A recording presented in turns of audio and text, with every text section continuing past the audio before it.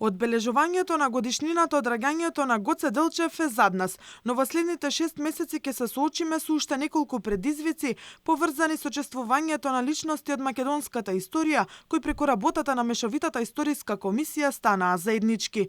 Освен роденденот на Делчев, Македонија со Бугарија ќе треба заедно да ги чествува и 4 мај, денот кога македонскиот револуционер бил убиен, но и 24 мај, денот на македонските просветители, светите браќа Кирил и Методи, како и 2 август, денот на Илинденското востание. Дали и на сите овие свети датуми за Македонија, стотици полицајци и специјалци ќе бидат на терен, хеликоптери ќе ја прелетуваат македонската територија и ќе бидат настани од висок безбедносен ризик.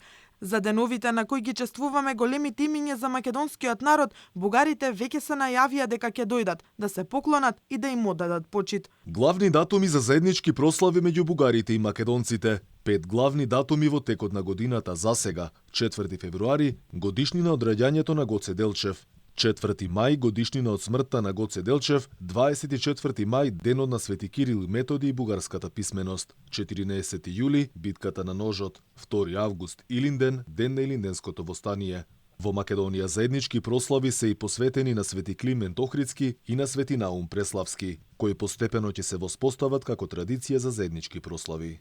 Поречиси 7 децении од кога гробот на Делчев се наоѓа во Скопје. Ова беше прв пат почивалиштето на македонскиот апостол да биде чувано од специјални полициски сили. За 4 февруари посебни безбедносни мерки имаше од границата со источниот сосед па се до главниот град. Огромно полициско обезбедување го чуваше редот и мирот во и околу црквата Свети Спас, каде и на 4 мај ќе треба да се одаде почит на денот кога Делчев бил убиен. Бугарски делегации се најавуваат и за денот на просветителите, но и за 2 август, кога се поставиле постулатите на македонската држава. Се тоа е новина во македонско-бугарските односи, затоа што бугарите не покажуваа речиси каков било интерес за македонските историски личности и настани, се до подпишувањето на добрососедскиот договор со Бугарија и префаќањето на речиси сите нови барања кои стигнаа од официјална Софија од страна на актуелната македонска власт.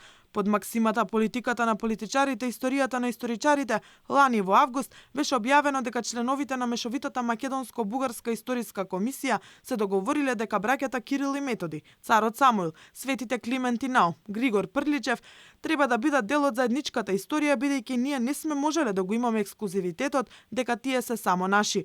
За сега, за Гоце Делчев и Илинденското востание се преговара, но нема договор. Поучени од досегашното искуство со работењето на комисијата, не можеме да исклучиме дека во последен момент ќе ни биде соопштено дека се нашол начин и оправдување за заедничко чествување на овие 2 светли датума во македонската историја.